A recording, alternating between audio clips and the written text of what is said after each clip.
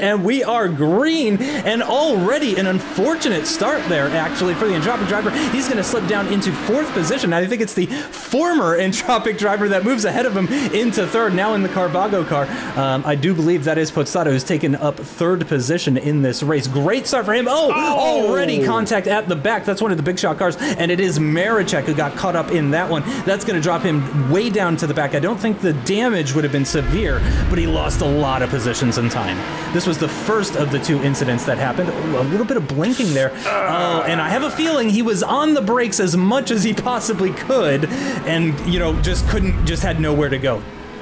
When the car disappears. Oh, never mind about that particular sentence. David Pachada caught up in Adam Pilo's incident there, coming into the Vale chicane as the McAvoy Sim car's trying to do a bit of off-roading to get back on the track.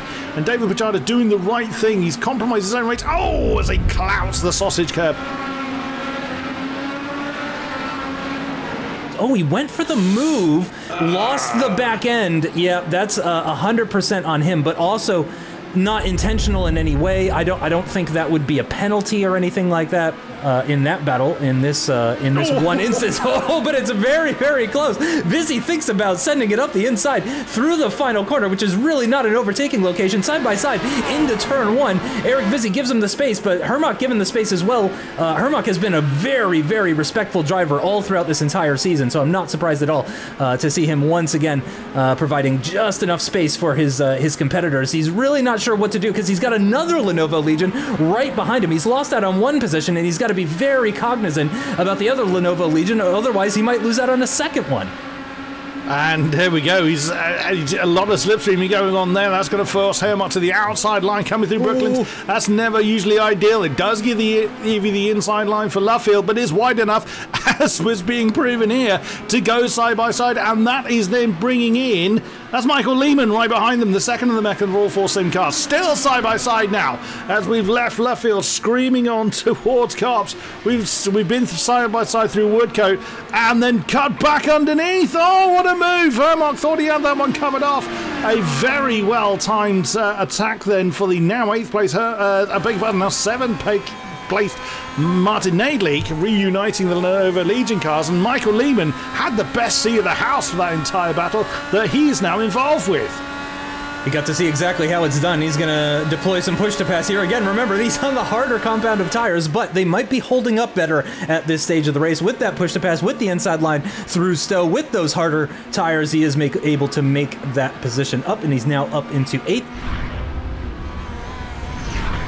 Not prove the point. 18th Lehman started, and he's now in 6th. What a stormy start, and as you say, on the harder tyres as well, as now Kadlicek is looking like he could well be putting pressure on Podstarter for that 3rd position. Awkward. The seat that, yes, as one has vacated the spot, he's now going to be leapfrog coming down towards Brooklands, and a fairly straightforward move there.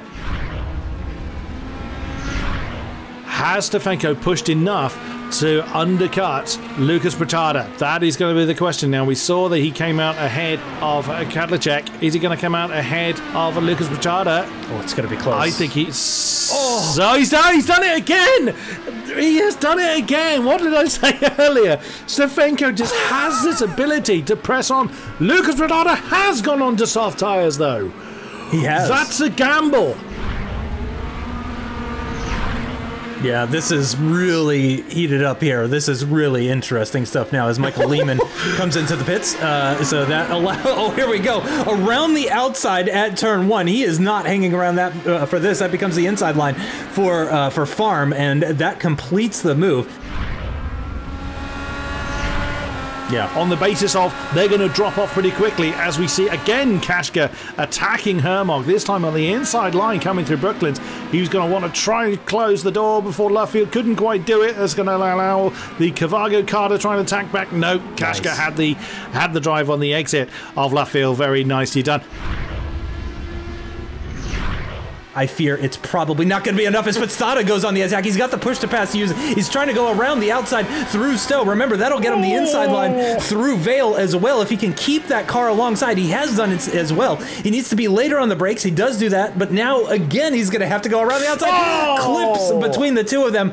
Oh, that's a tough one. I would need to see a slow motion replay on that one. I think Podstata may have turned in a little too early.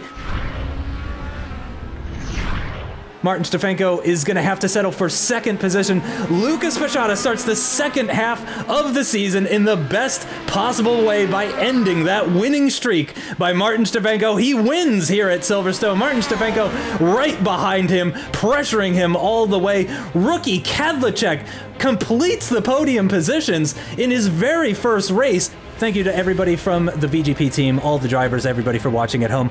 We'll see you next time. Bye-bye.